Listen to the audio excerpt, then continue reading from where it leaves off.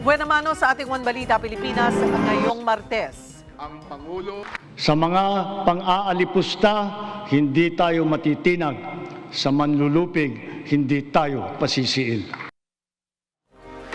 Matapos ang State of the Nation address ni Pangulong Bongbong Marcos, mga mambabatas na hindi dumalo, buwelta raw ng kontrasona. Vice President Sara Duterte hindi pa rin daw nanood sa talumpati ng Pangulo. I truly believe it is a waste of time of the Philippine people. Office of the Ombudsman, ano na kaya ang susunod na hakbang matapos kilalanin ni Pangulong Bongbong Marcos ang ginagawa nilang investigasyon sa flood control scandal? Presyo ng petrolyo tumaas ng mahigit 7 pesos kada litro ngayong araw. Panawagan ng transport groups, hindi na lang daw dapat ayuda kundi taas pasahe na. At sa kauna-unahang pagkakataon, Star Works artist Quinay Mercado bibida sa isang Cinemalaya movie.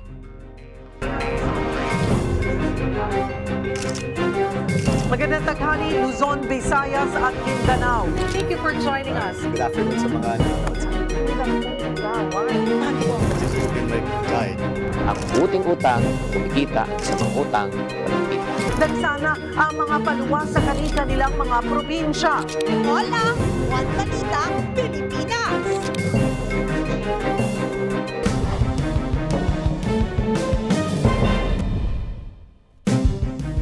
Magandang tanghali, Luzon, Visayas at Mindanao. Panibagong big-time oil price hike ang ipinatupad ng mga kumpanya ng langis ngayong araw. Ang mga jeepney driver muling humirit na ipatupad na ang taas singil sa pasahe. Live mula sa Quezon City, magbabalita si Mobile Journal, Ivan Tarinque. Ivan, magkano ba ang hinihiling na fare hike ng transport groups? Cheryl, halo-halo yung mga naririnig natin gustong itaas ng mga jeepney drivers. Nasa 10 pesos yung pinakamalaking narinig natin na kanilang hiling na fare hike. No? Pero may ilan namang mga grupo na ang kanilang hiling naman gawing 15 pesos yung fuel discount doon sa kasalukuyang 10 pesos na fuel subsidy ngayon para sa mga pampublikong jeepney drivers natin. Dahil ngayong araw nga, no, Cheryl, sumirit na naman sa tumaas na naman yung presyo ng produktong petrolyo. Sa ngayon, nasa 7 pesos at 30 centavos ang itinaas ng presyo sa diesel, habang 6 pesos at 80 centavos naman sa gasolina. At sa kerosene naman, nasa 4 pesos at 20 centavos yung itinaas nito per liter. Kaya naman yung ating mga kapatid na jeepney drivers at pati na rin yung mga PUV drivers talagang napapaaray na naman dahil sigurado daw mas malaki yung mababawas na kanilang kikitain dahil sa pagtaas ng presyo ng mga ito. Cheryl. Nakausap na ba nila ang LTFRB kung kailan daw lalabas ang desisyon tungkol dito sa hiling na fare increase?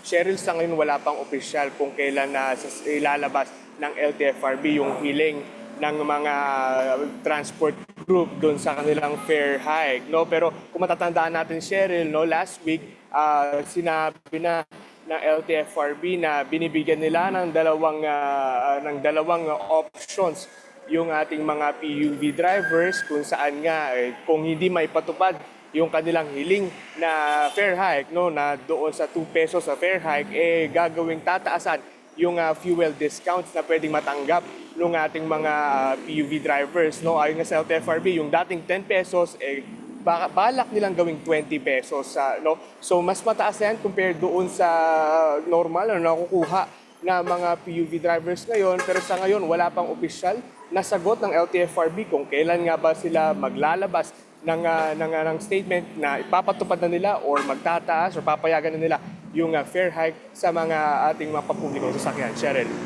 Ngunit hindi maiaalis na magkakaroon din ito ng implikasyon sa iba pang mga sektor. Nabanggit ba ng mga ekonomistang kasama dyan sa presscon kung tama lang ba na magtaas na ang pamasahe at kung sasapat din ba yung mga ayuda na ibinida rin ni Pangulong Bongbong Marcos sa kanyang SONA? Cheryl, ayon doon sa nakausap nating ekonomista, no, ayon sa kanya, kailangan daw hand in hand yung maging tulong dito nga sa ating mga pampublikong jeepney drivers, pati na rin mga PUV drivers natin, no, kung kailangan daw pasok yung ayuda at pati na rin daw yung fare increase. Dahil daw kung fare increase lang daw yung kanilang ipapatupad, ang mabibigatan naman daw nito yung mga commuters na araw-araw gumagamit ng mga pampublikong sasakyan. So kung maka-counterweight daw yan noon ng fuel subsidy na pinapatupad ngayon, no, dahil ngayon 10 pesos yung fuel subsidy na meron para sa mga PUV drivers, pero may limit kasi yan na 150 liters per week, no. So kung may improve daw yan ng government at magiging hand in hand yung pagtutulungan na yan, sigurado daw kahit papaano hindi mababawasan yung bigat na nararamdaman ng mga pampublikong drivers sa pagsirit ng presyo ng produktong petrolyo. Cheryl. Maraming salamat po, Baljerno. Ivan Tarinque. Hindi ako pangulo ng aking pamilya. Hindi ako pangulo ng aking kaibigan.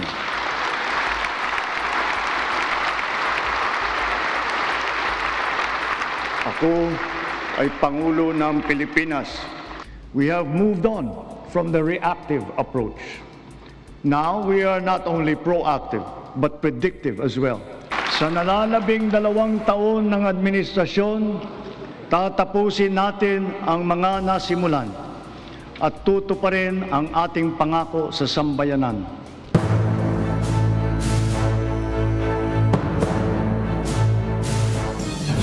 Tuloy ang investigasyon kung may kaugnayan na ang 2 improvised explosive device na natagpuan malapit sa Department of Justice at sa Senado ilang oras bago ang State of the Nation address kahapon. Umabot naman sa higit 50 ang mga rallyistang dinakip kasabay ng SONA. Magbabalita Simon Gualvez.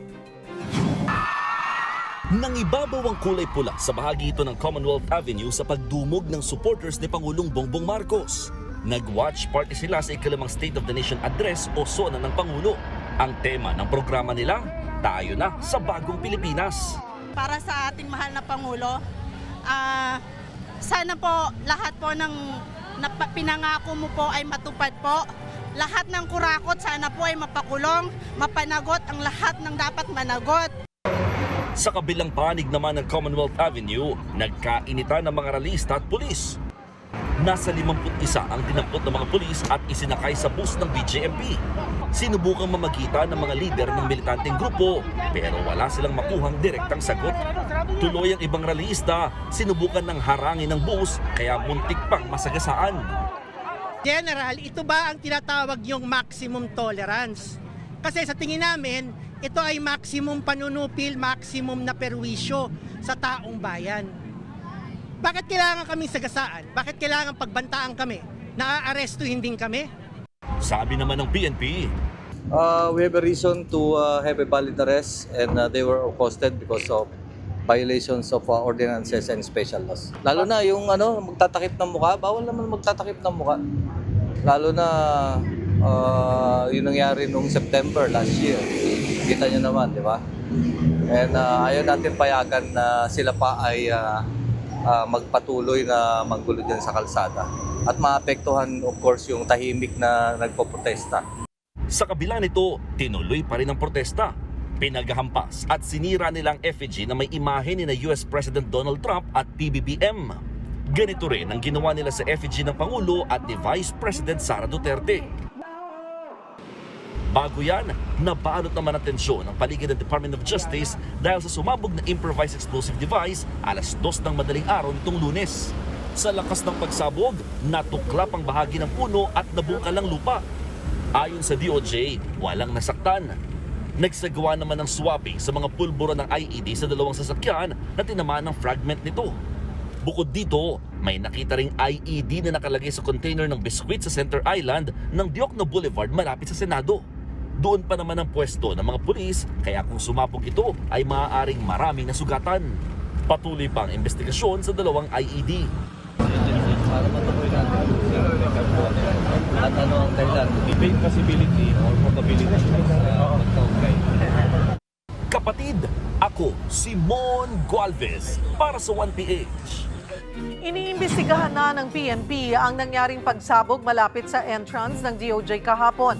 Gayon din ang hinihinalang improvised explosive device na natagpuan sa labas ng Senado. Magbabalita si Mobile Journal Jazz Paredes. Kumusta, Jazz, ang investigasyon sa pagsabog malapit nga dyan sa DOJ at yung sa hinihinalang bomba naman na natagpuan din sa Senado kasabay ng SONA kahapon?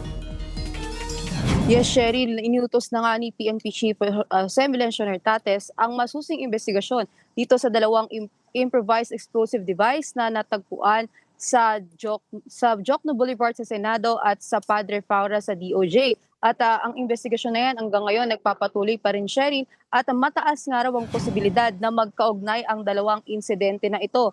Bukod dyan, Cheryl, ayon din sa Philippine National Police, ay sa ngayon hindi pa sila makapagbigay ng kabuuang impormasyon kaugnay ng kanilang investigasyon hanggat hindi ito natatapos.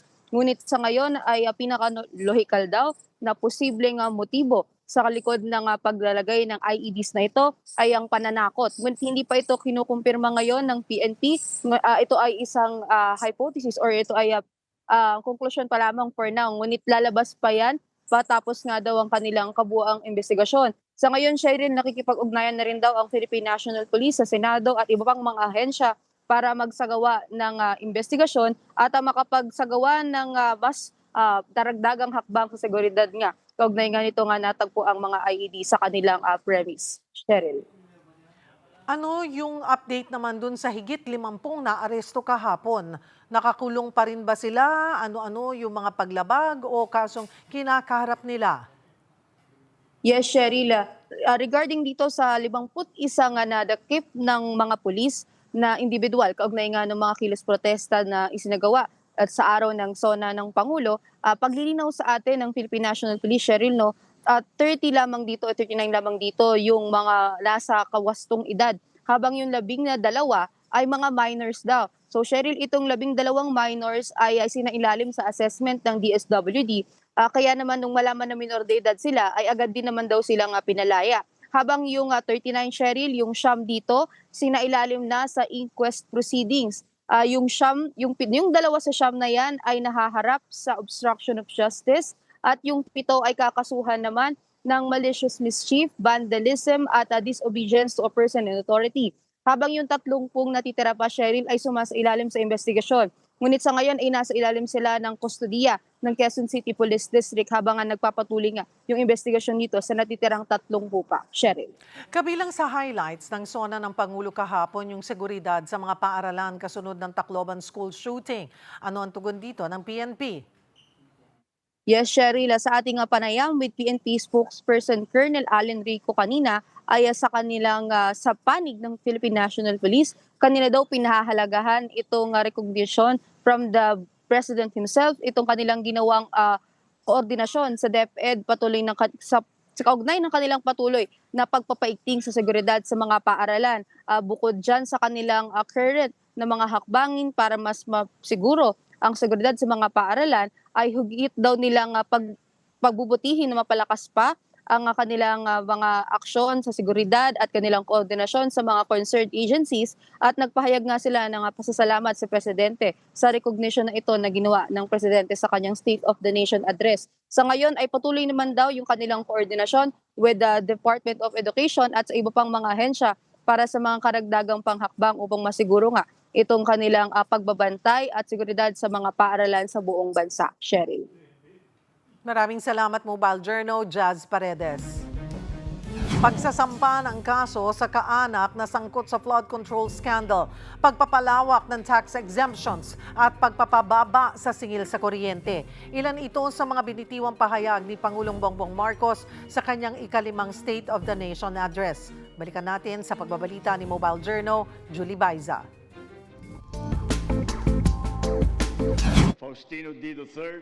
Sinimulan agad ni Pangulong Bongbong Marcos ang kanyang ika-5 State of the Nation address sa pagbanggit sa resulta ng investigasyon sa maanumalyang flood control projects. Hindi man pinangalanan pero ang pinsan niyang si dating House Speaker Martin Romualdez ang nadadawit sa flood control scandal.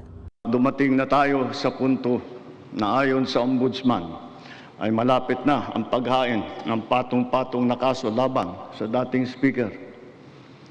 Masakit man sa akin ito, ngunit kailangan nating gawin ang tama. Hindi ako pangulo ng aking pamilya. Hindi ako pangulo ng aking kaibigan. Ako ay pangulo ng Pilipinas. Ayon pa sa Pangulo, halos 25 billion pesos na ang nabawing pera mula sa mga akusado sa anomalya. Gagamitin raw ito sa edukasyon, medisina at iba pang pangangailangan ng mga Pilipino. Binanggit din ng Pangulo sa SONA ang kontrobersyal na PAC Silica. A product of the 23-member-strong US-led PAC Silica initiative, the PAC Silica Industrial Hub will create an ecosystem that will have AI at its core. It will bring quality jobs to our people, accelerate our industrial competitiveness, and revitalize our economy. Ganon din ang pinaplanong spaceport sa Cagayan. A sounding rocket launch test is slated for next year. Yes, we are going to launch a rocket into space. This we will do in partnership with a South Korean aerospace company. May tugon naman ang Pangulo sa gitna ng mga reklamo sa mahal na kuryente. Yan ay ang alisin ng system loss charge na sinisingil sa mga consumer para sa kuryenteng nawala mula sa distribution system. Karaniwan dahilan ay technical factors o di kaya pagnanakaw ng kuryente gaya ng jumper. Pinapasa ito sa consumer at kinakarga sa bill na pinapatungan pa ng value-added tax. Hindi naman kasalanan ng consumer kung bakit nagkaroon ng systems loss. Kaya hindi naman tama na kailangan sila pa ang pagbabayarin dito. Therefore, we, the people, we demand for the immediate amendment of the EPIRA.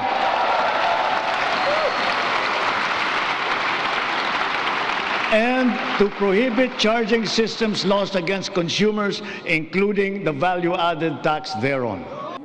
Nanawagan din si PBBM sa Kongreso na magpasa ng mga batas para mapalawak ang exemption sa income tax. Gusto ng Pangulo, hindi na pagbayari ng buwis ang mga kumikita ng di lalampas sa 350,000 pesos kada taon at huwag patawan ng minimum corporate income tax ang maliliit na negosyo. Isinusulong din ni PBBM ang pagbibigay ng amnesty o bawas sa multa sa hindi nabayarang buwis tulad ng income tax, estate tax, donor's tax at iba pa. Nananawagan ako sa Kongreso upang maipasa ang batas na magbibigay ng bahagyang ginhawa para sa ating bayaring buwis. Ibinida rin ng Pangulo sa SONA ang cash relief assistance at diesel subsidy na 10 piso kada litro para matulungan ng mga tsuper sa gitna ng pagsirit ng presyo ng petrolyo dahil sa gulo sa Middle East. May pangako rin siya sa mga commuter. Sa susunod na taon, bubuksan na rin ang 12 stasyon ng MRT-7. Matapos ang halos 3 dekada, may bago ng linya ang MRT na tutulak pa hanggang Sacred Heart sa Quezon City mula sa North Avenue. At balang araw, aabot pa ito hanggang San Jose del Monte, Bulacan. Nagpasaring naman si Pangulong Marcos sa kanyang SONA sa pang-aapi umano sa bansa. Hindi binanggit kung ano, pero kamakailan lang nag-viral ang AI-generated video ng China Daily na tila hinalintulad sa unggoy ang Pinoy. Kamakailan lang din ang pinakahuling insidente ng karahasan sa West Philippine Sea. We are not greedy, we are not racists, we are not liars. We are respectful and we are dignified. We are Filipinos and we do not yield. Ibinida rin ni Pangulong Marcos ang 10th anniversary ng arbitral ruling na kumikilala sa karapatan ng Pilipinas sa West Philippine Sea. Kaya ang panawagan niya sa mga Pilipino, manaignawa ang pagkakaisa at ang pagmamahal natin sa inang bayan at sa kapwa Pilipino. Sa bagay na ito, hindi tayo magkakatunggali. Sa mga pang-aalipusta, hindi tayo matitinag. Sa manlulupig, hindi tayo pasisiil. Mga kapatid, Mobile Journal Julie Baiza po, at idamukha ng balita. Himayin natin na ang naging State of the Nation address ni Pangulong Bongbong Marcos kasama si political scientist Professor Antonio Contreras. Magandang tanghali po sa inyo, Prof. Salamat po sa oras. Magandang tanghali. Overall assessment muna po tayo, Prof. Sa kabuuan, paano nyo i-assess ang ikalimang SONA ni Pangulong Marcos? Nagbigay ba ito ng malinaw na direksyon para sa natitira niyang panunungkulan o mas naging ulat lamang ng mga nagagawa ng kanyang administrasyon?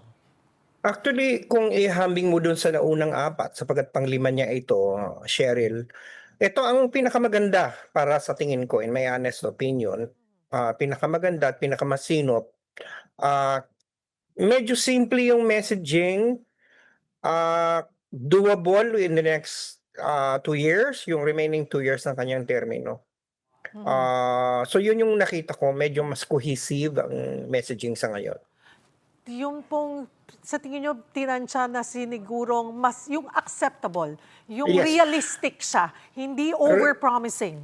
Hindi overpromising, at the same time, yung mga nabanggit ay talagang yun yung hini-expect ng tao, lalo na't nakatutok. Una siya doon sa flood control kasi 'di ba sa surveys lumabas yun ang number 1 na parang gusto ng taong marinig.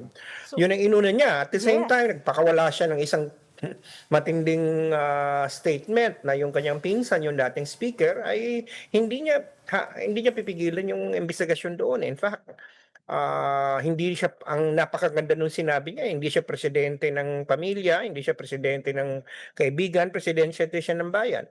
So, at nilista din niya yung mga accomplishments, may mga pera na mga ari-arian ng nabalik sa kaban ng bayan.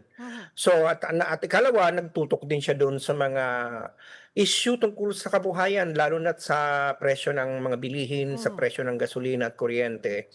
So sa tingin ko, yun ang tinutukan niya, nagtuon siya doon sa mahalagang aspeto, yung top 2 na i-issue, yung usapin ng korupsyon at yung issue ng ekonomiya. Okay. Prof, balikan ko lamang po, yun ngang sa kanyang pagbubukas pa lamang ng SONA ay eto na yung flood control. Yung kanyang mga nabanggit na yon, gaano kalaking political statement ito? Makakapagpalakas ba ito ng kredibilidad ng kanyang anti-corruption drive o masihintayin pa rin ng publiko yung aktwal na pananagutan ng mga sangkot? Well, alam mo, pag SONA kasi, Cheryl, ano yan a statement yan ng ano yung intent. Of course, yung ano yung nagawa ng intent. The fact that the president is saying these things means that it's something that is there. Of course, titingnan natin kung anong mangyayari. Ito kasing issue ng kaso, hindi naman to hawak ng presidente. Alam mo, Cheryl, ang isa sa mga medyo naguguluhan ng mga tao, nalilimutan nila na ang ating sistema ng pamamahala ay may 3 branches. Meron tayong executive, ang presidente ang pinuno dyan, ngunit meron tayong legislature at meron tayong Korte Suprema. Yung mga reforma na sinabi ng Pangulo, ang ilan dyan ay nangangailangan ng pakikipagtulungan ng Kongreso, lalo na doon sa mga batas na gusto nating ipapasa. Itong mga kaso tungkol sa katiwalian, yan ay maaring sabihin niya kung ano yung nilalayo ng kanyang administrasyon. Pero ang pagsasakatuparan niyan ay hindi sa kamay niya, kundi sa kamay ng mga korte. Mula sa pag-imbestiga, pagsampa ng kaso, paghatol, yan ay ayon sa panuntunan ng ating sistema ng hustisya. Yung iba, pag natatagalan na wala namang nakukulong, isisisi sa Pangulo yan. Pag naman may batas na hindi sa katuparan, isisisi uli sa Pangulo yan. Nalilimutan, siguro hindi masyadong nakinig nung tinuturo ito sa high school, yung separation of powers, na may limitasyon ang kapangyarihan ng Pangulo, ang kanyang kapangyarihan magsala. Ang paglalahad sa SONA, yan yung gusto niyang mangyari. Pero as to whether gagawin niya ng Kongreso at gagawin din niya ng Korte ay tatalima, isang ibang bagay yan. At kapag yan ay pinakialaman niya naman, kapag diniktahan niya ang Kongreso, ayan ay isa ng paglabag na yan ng guhit na itinalaga ng saligang batas na hindi niya pwedeng tawirin. Although pwede siya mag-certify ng urgent. Pagdating sa korte, wala siya magagawa. Daanan ko naman po itong ayuda. Malaking bahagi po ng SONA yung nakatuon sa mga programa ng gobyerno, healthcare, education, housing at mga ayuda. Sa tingin niyo po, Prof, sapat ba ito para maramdaman ng mga Pilipino yung pagbabago o mas hinahanap pa rin natin yung pangmatagalan talagang solusyon sa mataas na presyo ng mga bilihin at kabuhayan? Ang kombinasyon niyan kasi yung mga kagyat na kailangan nating tutukan katulad ng presyo ng mga bilihin, hindi yan pwedeng maghintay. Kaya may mga solusyon diyan, yung ayuda, yung pangmadalian na tulong, yung pagpapaba. Pero yung kunya, may mga like for example itong pag-alis sa systems loss. Yan ay pupunta sa presyo ng kuryente, na pupunta daan sa issue ng ano ba yung perang nauubos natin sa panggastos, lalo sa kuryente na lang, lahat tayo nagsasuffer diyan. Pero hindi po yan madali na gagawin. Pero may mga bagay-bagay na pwede na niyang ibigay, katulad ng mga ayuda na pwede nang i-distribute ng executive branch. Di mo naman kailangan ng batas yan. So gaya nga ng sinasabi ko kanina, may mga kailangan gawin, babalanse mo ano yung long term, ano yung hindi ura-urada mangyayari pero kailangan, pero ano naman yung kailangan ng gawin dahil may mga natao nang nangangailangan, yung kunyari sa sistema ng kalusugan, yung pagpapababa ng presyo ng gamot, madaling gawa ng paraan yan sapagkat hindi naman sa batas yan ay presyo ng forces of supply and demand yan. So pwedeng madala yan sa pakiusapan sa mga companies, mga ganyan. Yung mga programa na hindi na kailangang isa batas katulad ng pag-tweak ng mga benepisyo sa SSS, sa GSIS, sa PhilHealth, kung ano man yan, pwedeng yan ay gawin na ng executive branch. At yan ay madali. Pero yung mga long-term solutions ng iba, kailangan ng structural reform, katulad nitong systems laws. Yung tax relief, Prof. Yung tax relief, kailangan mong anuhin niya. Kailangan pakialaman ng Kongreso ang batas diyan. Kailangan nilang palitan yung EPIRA, kailangan palitan yung revenue structure natin. So hindi yan overnight. But when you heard about the tax relief, nanawagan ang Pangulo na palawakin ang tax relief para sa middle class at ilang sektor, gaano pa rin po ito ka-realistic, Prof?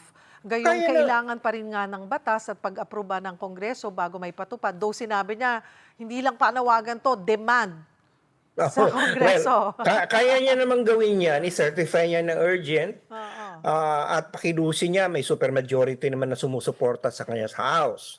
Meron lang siyang kaunting problema sa Senado, kasi alam naman niya maraming galit sa kanya doon sa Senado. Pero dahil hawak din naman ng may mayorya naman siya na medyo, sa kanya, medyo hindi naman masasabing pro-BBM yung mayorya, pero at least mas maaasahan niya. Alam mo, ang nangyari kay si Cheryl, kung titingnan natin, last year, merong 53 na priority bills ang LEDAC na na-identify. Ang nakalulungkot dito, 2 lang ang naipasa ng Kongreso. At yung 2 na yun ang pwede natin sabihin na kompleto niya yung proseso, pero meron pang 4 yata nakabimbin sa BICAM, merong 1 na kailangan enroll, pero 24 pa na hindi na-aksyonan. At meron din ng mga naipasa na ang House of Representatives pero hindi pa na-aproba ng Senado. Meron namang 2 na na-aproba na ng Senado, nandoon sa House. So kung titingnan natin, ito yung sinasabi ko kanina na nasaan ba yung bottleneck? Kasi hanggang certification lang naman ng urgent ng presidente. Pero hindi naman pwedeng lahat ng 53 panukala na priority si-certify na urgent. Magkakaproblema naman siya dyan. Pwedeng ma-question siya na bakit, di ba may limitasyon din naman yung pag-certify na urgent, dapat may national crisis. So, di ba kini-question na siya dyan before na bakit mag-declare ng urgent, wala namang crisis na, So, yun yung point dito. Maraming mga kailangan gawin, yung systems laws, yung EPIRA, yung tax relief, hindi yan. Dapat gamitin ng presidente ang kanyang charm. Oo. Pero Prof, para sabihin niya, banggitin ito, ibida niya sa SONA, siguro naman, hindi naman mga manhid yung ating mga mambabatas, di ba? So, at least man lang po kaya ito ay mangyayari. Kasi 2 taon na lang ang natitira sa kanya. Nakikita yung realistic? Cheryl, kaya siguro itinalaga niyang opisyal sa legislative, executive linkages. Iba si Joey Salceda, si dating bagong upo. Sapagat si Joey Salceda, alam niyang i-negotiate ang House. Alam niya yung legislation. So siguro kaya siyang inilagay dyan para mapadali yung pag-uusap ng legislative at saka executive branches. Kasi tama ka, kailangan makinig din ang House at ang Senate. Yun nga lang, yun yung point na hindi mo naman kasi pwedeng basta-basta diktahan yung mga yan, lalo na ang Senado. Marami din ang 24, ngayon 21 na lang kasi magkatakulong yung dalawa. Yung isa nagtatago, na mga republika yan, sa kanya-kanyang sariling mga diskarte yung mga yan. Ang House, mas madaling kunin ang cooperation ng House sa ngayon. Pero Ang itong Senate, ang yun ang medyo medyo challenge. Malaking challenge, no? Pero siguro, babalansin, kahit anong sabihin natin, Prof, babalansihin ng mga mambabatas natin ang pulso ng taong bayan. Itong tatlong itong pinag-uusapan pa lamang natin na yung sa EPIRA, Systems Laws, at saka Tax Relief, malapit yan sa sikmura natin. Ay, oo naman. Diba? Hindi nila pwedeng hindi yan upuan. Oo. Sapagkat ang makakalaban nila niya ng bayan. At alalahanin natin sa 2028 na eleksyon. Maraming tatakbo sa kanila dyan. So, pwede nating panagutin. Ang problema naman kasi, Cheryl, pagdating sa butuhan, minsan nalilimutan na ng mga tao yan. Kasi di ba hindi naman tayo, karamihan sa mga tao, hindi naman bumuboto because of issues. We don't even talk about the voting record of these people. Basta gwapo, basta nagbigay ng bola, basta maganda, may kababayan, magaling ang angas, boboto. Kaya ito, panawagan na rin ito sa mga mamamayan natin. Ayan, andyan na, binigyan ni Pangulong Marcos yung mga gusto niya mangyari. Nasa kamay na ng Kongreso ang bola. Sa susunod na eleksyon, husgahan natin sila kung ano yung ginawa nila. Diyan sa pag nagtumalima ba sila, pinakinggan ba nila ng Pangulo o yung sarili pa rin nilang interes ang kanilang tiningnan. Kasi nasanay na may namihasa na pagdating sa botohan, hindi naman binabalikan ng botante kung ano yung voting record nila Prof, puntahan ko naman itong Pax Silica. Para siguro sa nakararami, nakaka-nosebleed pa ito, no? Yung parang, ang hirap, parang ano yon, hindi pa namin naintindihan. Pero, namumulat na dahan-dahan ang taong bayan, binigyan diin ng Pangulo yung pakikilahok ng Pilipinas sa Pax Silica upang palakasin daw yung posisyon nga po ng bansa sa global semiconductor at AI supply chain. Gaano kahalaga sa pag-aakit ng mga pamumuhunan at paglikha ng mas maraming high-value jobs ito? Actually, sa totoo lang, may benepisyo ang Pax Silica. Lalo na tama, magkakaroon ng maraming mga trabahong mabubuksan, both direct and indirect, halos sa 1 milyon. Ito direct at indirect yung directly hire at saka yung indirect na makikinabang. Kasi pag meron na dyan na industriya, magtatayo na rin dyan ng mga tindahan, whatever. So direct and indirect job, yung anticipation nila, 900,000 to 1 million jobs. That's a lot. And of course, the billions of revenues that the government might benefit from it. So, and at the same time, we are now becoming a global player in the semiconductor and AI infrastructure of the world. The AI is here and AI is the future. Ibig sabihin, player tayo. Kaya lang, meron pa rin pangamba kasi yung iba, yung fact na alam naman natin na meron itong adverse effects sa environment. Takaw sa tubig at sa enerhiya ang mga planta ng data centers. So, yun dapat ang sisiguruhin ng gobyerno. Kung susuportahan natin ito, dapat matipuno din ang ating mga mekanismo para hindi magkaroon ng napakadaming adverse effects. Sinasabi ngayon ng BCDA na magkakaroon ng sariling source ng kuryente itong Pax Silica na ito sa the hub. At magkakaroon din sila ng sariling water impounding system.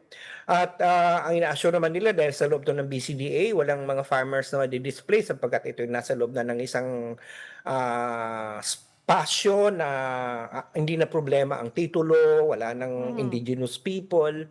So, sana gawin natin, yung environmental impact assessment ito, dapat kailangan seryosohin. Kasi yun ang dahilan kung bakit ang Pax Silica, ang data centers tinututulan sa ibang bansa ay dahil nga sa epekto na adverse. Pero hindi naman kasi totoo. Marami ang nangyari kasi ngayon, Cheryl. Marami ding mga fake news, mga misinformation na napipedal about, kunyari, go na daw yan. Parang hindi pa naman go, nag-sign up lang tayo dun sa framework. Pero sa November pa ang final approval niyan. Marami Yes. pang pag-uusapan yan. Hindi pa tapos ang boxing dyan. Kaya habang ngayon, dapat maging giya natin, maging vigilant tayo, mag-push tayo for review, assurance, may mitigate ang mga ano. Kasi maganda to pag matuloy ito, pero huwag nating pabayaan. Pero at the same time, huwag tayo maniniwala sa fake news. Kunyari, mayroon pa ako nabasa na parang ang dahilan daw ko bakit ito ay lilipat dito kayo, inaayawan sa ibang bansa. Doon kasi sa ibang bansa, hindi sila makatayo, kaya sa Pilipinas. And well, of course, that's partly true, but not actually true. Kasi hindi naman talaga tinututulan na wala ng data center sa ibang lugar. Kaya lang nagkakaroon lang ng moratorium hanggat ay hindi na ayos ang mga mekanismo na magliligtas sa kapamahakan ng mga kalikasan, ng mga komunidad. Yung iba naman, ang takot nila, lalo tayong bobombahin ng China. Dahil, alam mo, itong network na ito, led ito ng Amerika at mga kaalyado ng Amerika. Pangkontra ito sa dominance ng China sa AI at semiconductor. So, ang sabi nila, pag tayo daw ay ma-involve dyan, attraction na yan para tayo girahin ng China. Which is, again, very paranoid. Kasi sabi ko sa sarili ko, hindi naman siguro ganun yun. Kasi ang alalahanin natin, this is a network. So indirectly, some of the components there might be coming from China in the end. Di ba? Alam naman natin ang produkto ng China kung saan-saan. Mula sa pagkain hanggang sa mga makina, di ba? So I don't think there is.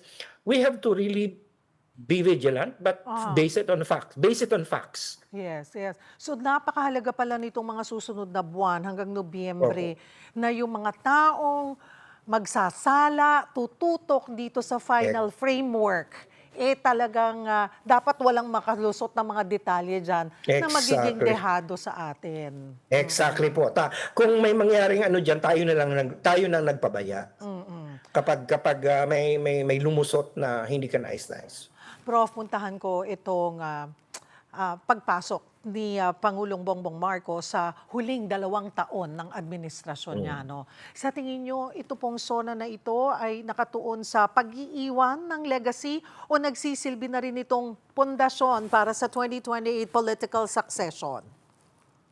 Pareho. Yung legacy niya, correlated yan sa kung sino yung preferred niya na papalit sa kanya. I think yung natitirang panahon, kaya nga sa tingin ko, nag-focus siya sa specifics and doables.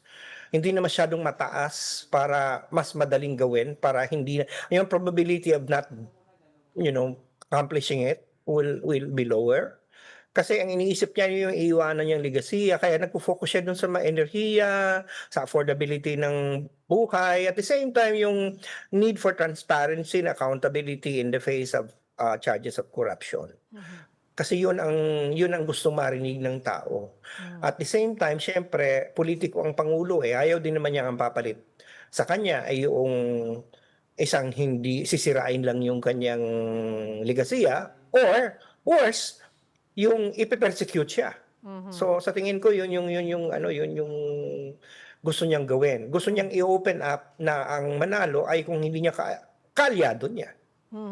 Sabi niyo nga ito ay isa sa masasabi niyong maganda at masinop na SONAs. Sa lahat po ng mga tinalakay dun sa SONA, ano yung pinakamahalagang mensahe o political signal para sa mga Pilipino? Alam mo, ang sinabi ng Pangulo, hindi pa siya lame duck. He will still matter.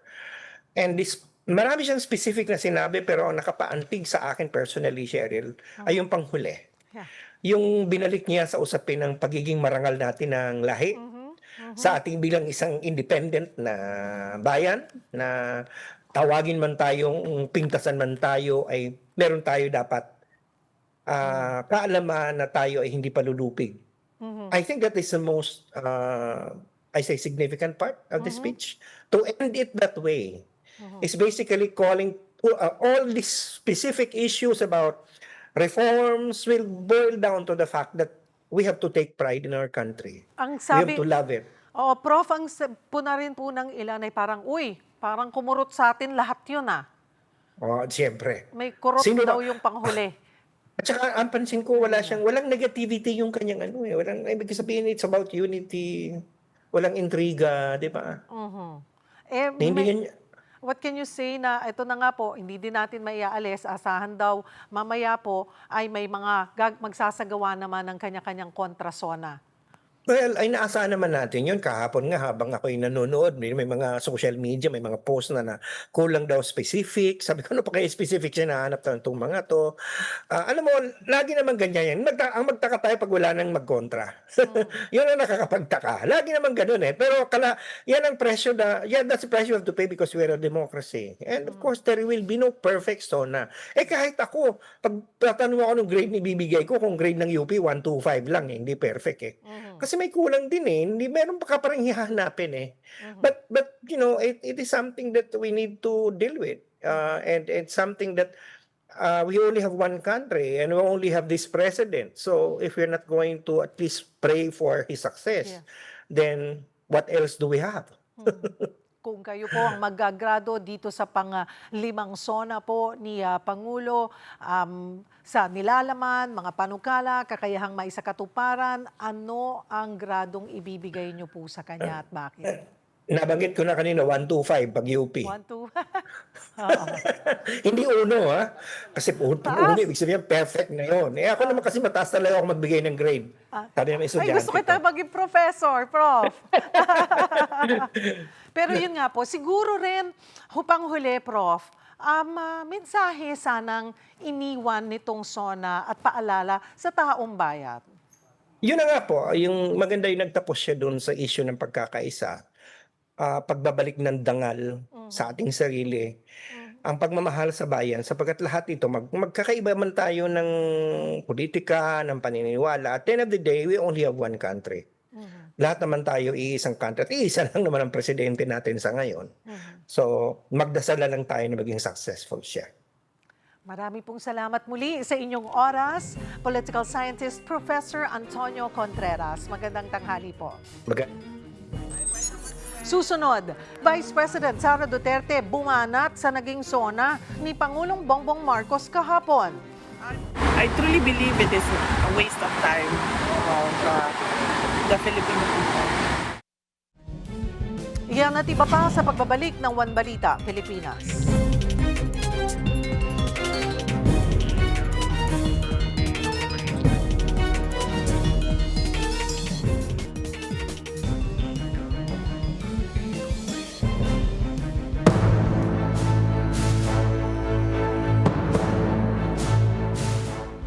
Aksaya lang sa oras. Yan ang banat ni Vice President Sara Duterte tungkol sa SONA ni Pangulong Bongbong Marcos.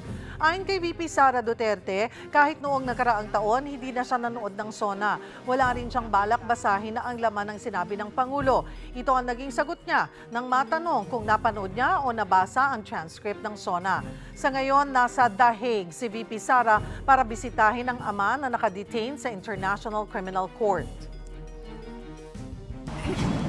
Ako nanood ng SONA like last year and wala akong planong basahin ang nilalaman ng SONA o kahit man ng summary dahil I truly believe it is a waste of time of the Filipino people.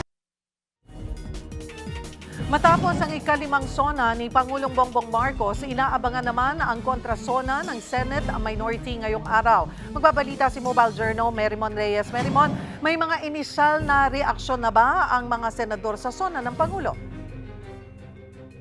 Cheryl, kung kahapon ay SONA ng Pangulo, sunod naman na nakatakda ang tradisyonal na kontra-SONA ng minorya sa Kongreso. Kaya naman dito sa Senado, si Minority Leader Alan Peter Cayetano ang magtatalumpati na gaganapin mamaya sa plenaryo. Dahil sa pagkabahala sa lumalalang lagay ng demokrasya sa bansa, piniling hindi pumunta ng halos lahat ng senador sa minorya sa State of the Nation Address o SONA ni Pangulong Bongbong Marcos. Nagsuot pa karamihan sa pagbubukas ng regular na sesyon sa Senado ng kulay itim na sinasabi ni Cayetano na sumisimbolo sa kanyang pagprotesta laban sa umano'y krisis sa pag-asa at tiwala ng publiko sa gobyerno. Kaya naman mamayang hapon sa pamamagitan ng isang kontra-SONA, maaaring itanggi ni Cayetano ang mga ulat na binigkas ni PBBM patungkol sa naging progreso ng bansa sa ilang issue, kabilang ang usapin ng mataas na singilin sa kuryente, mababang sweldo na iuuwi ng mga empleyado, mga buwis na binabayaran at ang pagpapaigting ng soberanya ng Pilipinas sa West Philippine Sea. Ayon kay Cayetano, ang SONA raw ay dapat gawing sana o stewarding a national agenda. Pagkakaisa raw at hindi pagkakabiyak sa politiko ang kailangan ayon sa senador. Sa isang pahayag, ibinahagi naman ni Senadora at Presidential Sister Amy Marcos na hindi siya kontento sa pagbabanggit ng Pangulo sa kanyang SONA patungkol sa pagsasampa ng kaso ng Ombudsman sa kanilang pinsan na si dating House Speaker Martin Romualdez. Aniya, pambubudol lang daw ang sinabi ng Pangulo at hindi lang din daw si Romualdez ang dapat natugisin sa malawakang isyu ng korupsyon. Samantala, pinasalamatan naman ni Senador Joel Villanueva ang Pangulo sa pagkilala nito sa mga reformang isinulong ng Senado na nakatulong sa mga OFW, estudyante at guro, mga empleyado at kanilang pamilya. Cheryl, ayon naman kay Senate Majority Leader Senator Mig Zubiri, maaari raw mapagaan ang relasyon ng minorya at mayorya sa Senado dahil sa pagbabanggit ng Pangulo sa pangalan ni Romualdez sa kanyang SONA. Ito raw ay mahalaga para sa maayos na pagtatrabaho ng Senado sa mga panukalang kinakailangang ayusin, katulad na lang ng Electric Power Industry Reform Act o EPIRA Law, para raw masiguro na hindi na ang mga consumer ng kuryente ang magbabayad ng systems loss ng mga kumpanya na pinapatungan pa ng buwis. Bago raw magpasko ay sisikapin nila itong trabahuhin at maipasa. Cheryl. Bukas ipagpapatuloy ang impeachment trial ni Vice President Sara Duterte. Ano-ano ang aasahan? Cheryl, luusad na bukas ang prosekusyon sa susunod na article of impeachment. Ito na yung patungkol sa umano'y maling paggamit ng public funds o to be specific, itong confidential funds. Mayroon nang ipinapatawag o ipinapasampi na muli na 2 land bank branch managers na ipepresenta ng prosekusyon bukas. Ang schedule na ng impeachment trial, magsisimula na ito alas 10 ng umaga hanggang alas 3 ng hapon, habang alas 4 naman ng hapon nakalaan na ito para sa plenaryo o regular na sesyon sa Senado. Monday, Tuesday, Wednesday ang impeachment trial, habang Thursday at Friday nakalaan din ito para sa mga committee hearing at iba pang kailangang asikasuhin ng Senado. Cheryl. Maraming salamat, Mobile Journal, Merymon Reyes. Nangako ang Office of the Ombudsman na ipagpapatuloy ang patas na investigasyon sa flood control anomalies. Magbabalita si Mobile Journal Arles de los Santos. Arles, kailan aasahan na maisasampa ang kaso laban kay former House Speaker Martin Romualdez? Cheryl, wala pang tiyak na araw o petsa kung kailan may sasampa ang mga kaso kay dating House Speaker Martin Romualdez, pero binigyan na ang kanyang kampo ng 15 araw para mag-file ng kanyang counter-affidavit kaugnayan ng mga alegasyon ng kanyang pagkakasangkot sa flood control scam ng ating pamahalaan. Samantala, Cheryl, nagbigay din ng tugon ng Office of the Ombudsman ukol sa pagkakabanggit nga ni Pangulong Bongbong Marcos sa update sa flood control scandal sa ikalimang State of the Nation address nito kahapon. Sa isang pahayag, sinabi ni Assistant Ombudsman Miko Clavano na nagpapasalamat sila na malaya nilang nagagampanan ang kanilang mandato at sundan ang ebidensya. Ayan ay kahit nga ang tinuturo nga ay ang pinakamanalapit sa Pangulo, kagaya na lamang ni dating House Speaker at late Representative Martin Romualdez na umunoy mastermind ng flood control scam. Patuloy daw nilang gagampanan ang kanilang mandato ng walang pinapaboran at ng walang takot. Cheryl, nauna naman na itinanggi ni Romualdez sa mga pahayag na yan, no? At sinasabi niya, no, sang-ayon siya na sundin nga rin ang dapat na proseso at nanindigan na wala siyang anumang nilabag na batas. At sinasabing ginagalang niya ang pahayag ng Pangulo at hindi rin daw siya kailanman humingi ng pabor o espesyal na pagtrato. Sang-ayon siya na gawin na ang tama at yan daw ay ang pagsunod sa proseso at hayaan ng ebidensya na magsalita at handa daw siyang patunayan ang mga ito. Cheryl. Bukod kay Romualdez, sino-sino pa ang malalaking opisyal na nakatakdaring sampahan ng kaso? Cheryl, patuloy natin na inaabangan ang magiging update ng Office of the Ombudsman patungkol doon sa mga ipinangakong kaso na umunoy hinog na para kay Senador Chis Escudero at Senador Joel Villanueva, pero ang mga ito ay nananatili pa rin sa preliminary na may iba pang mga mababatas na makasuhan din para naman sa conflict of interest katungkol pa din sa flood control scam ng pamahalaan. Cheryl. Maraming salamat, Mobile Journal Arles de los Santos. Samantala, nagpahayag ng suporta ang Meralco sa iminungkahi ni Pangulong Bongbong Marcos sa SONA na amendment sa Electric Power Industry Reform Act o EPIRA. Kasabay nito, nagbigay din sila ng paglilinaw sa issue ng system loss.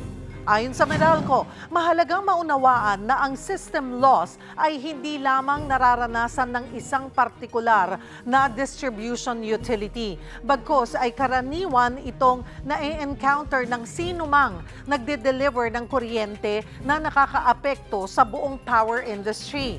At bagamat patuloy na nag-i-invest ang Meralco sa pag-modernize at pag-upgrade ng kanilang facilities at pagtatalaga ng mga teknolohiya para makabawas sa system loss, nananatiling inherent o bahagi ang technical losses ng pag-ooperate ng isang electric distribution system. Bagay na nagawa naman daw ng Meralco na malimitahan sa 6.5% na siya ring limit o cap na itinakda ng Energy Regulatory Commission o ERC. Sa mga gagawing pag-uusap, umaasa ang Meralco na isasaalang-alang din ang impact ng mga gagawing reforma sa kakayahan ng distribution utilities na ipatupad at isustain ang mga ito. Patuloy din daw na makikipag-ugnayan ang Meralco sa pamahalaan, sa mga regulator at iba pang industry stakeholders para masiguro na mapoprotektahan ang mga consumer. Diyan lamang po kayo mga kapatid, magbabalik ang One Balita Pilipinas.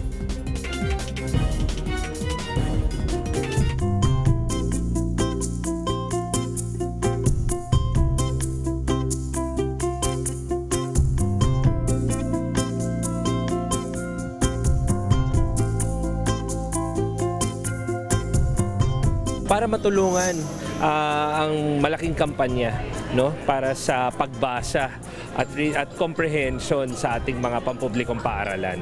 Ikakampanya natin yan sa ating mga partners at sa ating mga empleyado para continuous itong program na to. Ito namang reading nooks hindi lang na gagawin kapag start ng school year.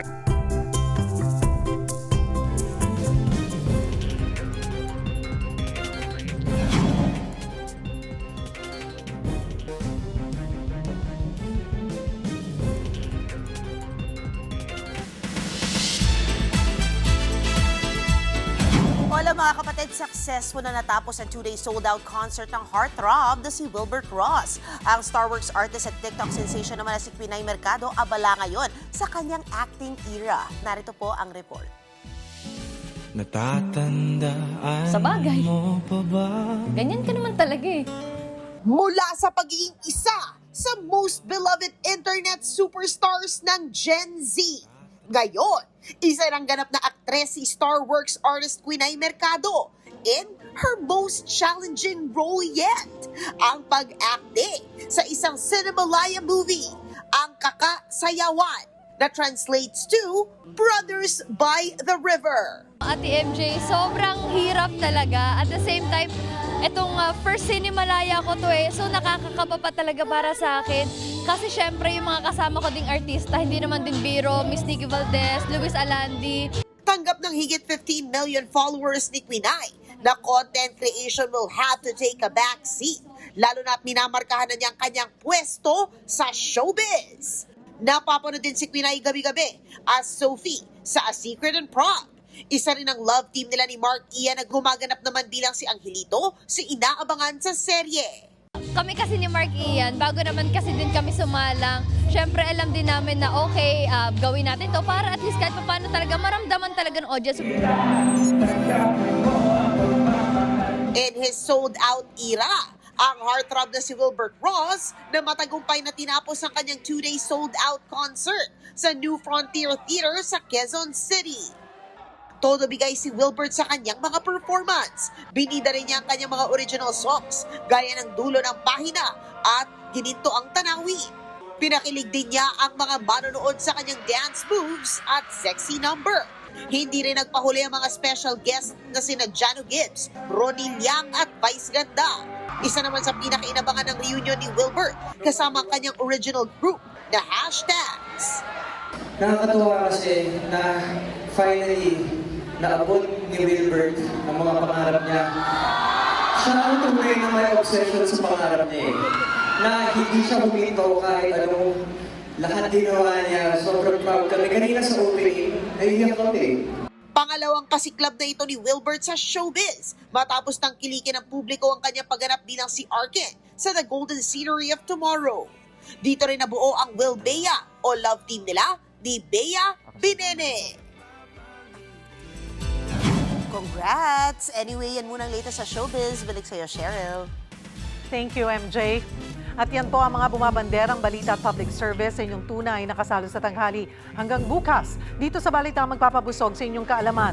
Ako po si Cheryl Cosim. Kami ang inyong kapatid sa public service. 1PH, teleserbisyo para sa Pilipino.